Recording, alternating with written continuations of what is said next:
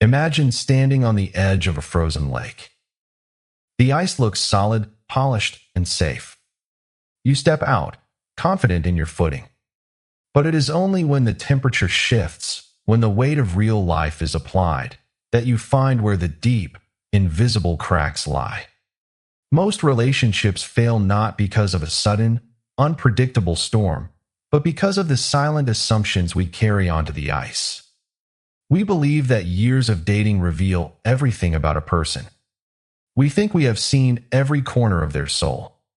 But there is a hidden psychological dynamic, a profound shift that occurs only after the commitment is sealed, and specifically, one silent indicator that most men completely miss until it is too late. To understand this, we must first look at the quiet illusion of the courtship phase. Many men spend years in a relationship believing they have achieved absolute clarity. They have shared deep conversations, traveled together, met each other's families, and walked toward the future with a sense of certainty. Then, the vows are spoken, the papers are signed, and a subtle, almost imperceptible transformation begins. Suddenly, behaviors emerge that seem entirely foreign. It is easy to label this as deception. It is easy to feel betrayed. But human psychology is rarely that simple. Often, people do not hide their true selves out of malice. They hide because they fear rejection. They have been conditioned by society, by past hurts, and by their own insecurities to present a highly curated version of themselves. They show the version they believe is worthy of love, acceptance, and selection. When the safety of commitment is established, the high-energy performance of dating naturally gives way to reality. The Stoic philosopher Epictetus famously taught that it is not external events that upset us, but our judgment about those events. Marriage is perhaps the ultimate crucible of judgment. It is the arena where your reactions are tested daily. How your partner responds when the initial romance fades and the heavy lifting of building a life begins is something you cannot fully predict if you have only ever observed them in calm waters. If you have not paid attention to the quiet signals before making a lifelong commitment, you are essentially walking into a dark room, blindfolded, hoping the furniture hasn't been moved. Think about the nature of modern dating. It is a series of curated highlights. It consists of weekend dinners, planned vacations, structured phone calls, and celebrations. Both individuals are well-rested, highly motivated, and on their best behavior. But a life is not built on a series of weekend getaways. It is built in the mundane, stressful gaps in between. It is built in the shadow of unpaid bills, sleepless nights, career transitions, and family emergencies. This is where we must look at a person's true temperament under pressure. When everything is going well, kindness is effortless. But what happens when the plan falls apart? How does she react when a flight is canceled, when a restaurant loses the reservation, or when a sudden financial setback occurs? Does she seek solutions, or does she seek someone to blame? Does she communicate her frustration with dignity, or does she retreat into cold silence and passive aggression? Seneca once wrote that we do not have a short time to live, but we waste much of it. And one of the greatest wastes of human energy is attempting to build a stable structure with someone who collapses under the slightest weight of adversity. Watch how a person treats those who can do nothing for them. Notice how they speak to service workers, how they react to minor inconveniences, and how they handle disappointment when they think no one is watching closely. Pressure does not create character, it merely reveals it. Have you ever caught yourself ignoring a red flag simply because the rest of the relationship felt too comfortable to disrupt? This brings us to a deeper, more silent reality that often remains unaddressed until it becomes a crisis. Money. In the early stages of a relationship, financial discussions are often avoided. They feel unromantic, transactional, and cold. But once two lives are legally and financially bound, money ceases to be an abstract concept. It becomes the literal engine of your daily existence. It is not merely about how much money is in the bank. It is about what money represents to the soul. For some, money represents safety, stability, and future security. For others, it represents freedom, experiences, and social validation. Neither of these perspectives is inherently good or bad, but when they are unaligned and unexpressed, they act as a slow-acting poison.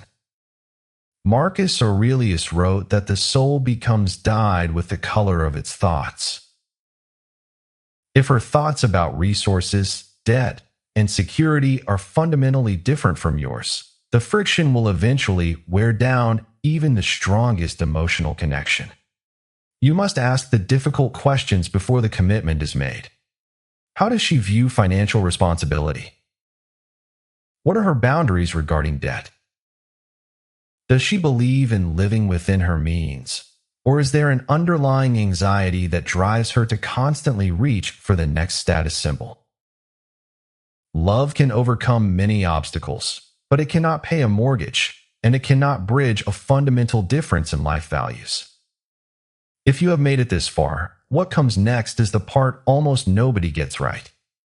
It is the invisible influence that sits at every dinner table, yet is rarely invited. When you marry, you do not just marry an individual. You marry into an entire ecosystem of habits, beliefs, and family dynamics. It is natural and beautiful for a woman to love and respect her family. It is a sign of a healthy capacity for connection. However, a significant challenge arises when the boundaries between her family of origin and her new household are blurred.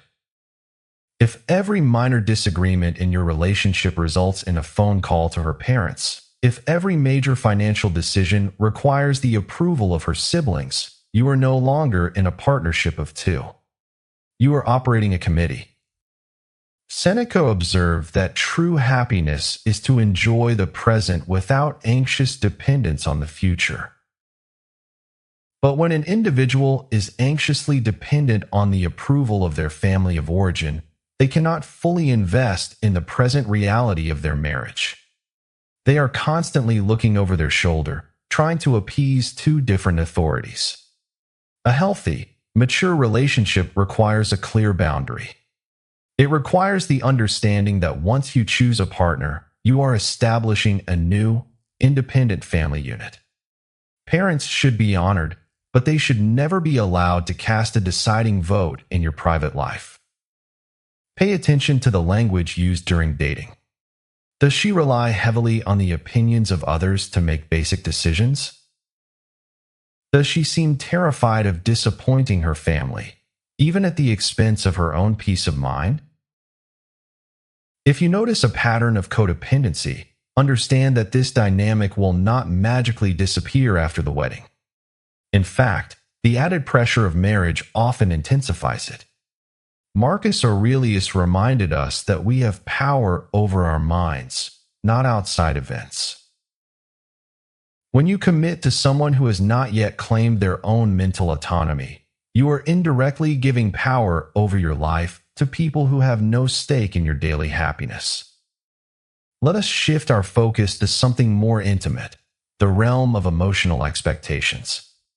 Many men, operating under traditional or societal narratives, believe that their primary role is to provide. They believe that if they work long hours, pay the bills, and maintain physical security, they have fulfilled their end of the bargain. While these contributions are deeply valuable, they address during the dating phase, many women suppress their emotional needs. They do not want to appear demanding, high maintenance, or overly sensitive. They want to be the easygoing partner who never causes trouble. But this suppression is unsustainable. Once the security of marriage is established, the need for deep communication, quality time, and emotional presence becomes apparent. This is not a failure of character. It is a basic human reality. The danger arises when these needs are not expressed clearly, but are instead expected to be guessed. Healthy partnerships are built on explicit communication, not intuitive mind reading. You cannot meet a standard you do not know exists. To navigate this, a wise man initiates these conversations early. He asks the quiet questions. What does support look like to you when you are overwhelmed? How do you process grief or frustration? What makes you feel genuinely seen and valued? These questions may feel uncomfortable in the moment, but they prevent years of resentment. They lay the groundwork for a relationship where both partners can drop their guards and speak with absolute honesty. This brings us back to the most critical point of all, the natural shedding of the persona. We must recognize that we all wear masks. It is a fundamental part of the human social contract. We put on our best armor to step into the world, and we wear our finest garments when we seek to attract a mate. This is true for both men and women. We present ourselves as more patient, more generous, and more understanding than we actually are. But a mask is heavy. No one can wear it forever.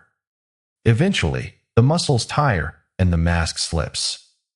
This is not a moment for despair or anger. It is a moment of profound opportunity. It is the moment where the real relationship actually begins. This is why wisdom demands time. A relationship cannot be rushed. You cannot truly understand the landscape of another person's character in a few months or even a year. You need to see them move through the seasons of life. You need to see them succeed, fail, grieve, celebrate, and struggle. You need to observe consistency. Do their words align with their actions over a sustained period? How do they behave when there is nothing to gain? Epictetus taught that no great thing is created suddenly. A vineyard does not yield its fruit in an instant. Why then do we expect a strong, resilient marriage to be formed without time, patience, and careful observation? A wise man does not make the decision to commit based solely on the intoxicating warmth of attraction. Attraction is a chemical reaction. It is a temporary state of being. It is the spark, not the fire.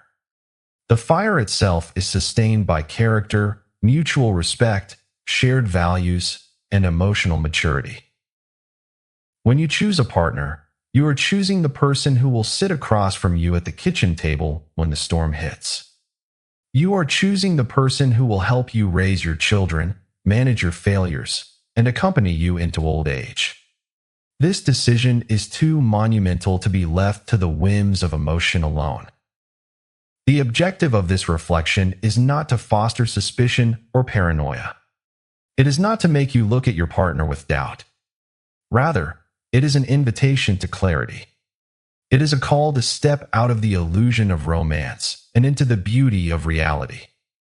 It is to encourage you to build your life's foundation not on the shifting sands of curated impressions, but on the solid rock of truth. Take a moment to reflect on your own journey. Have you ever discovered something about a partner that completely changed how you saw them? How did you navigate that moment of realization? If this perspective brought you clarity, consider subscribing to the channel, leaving your thoughts in the comments below, and sharing this with someone who is currently navigating these decisions.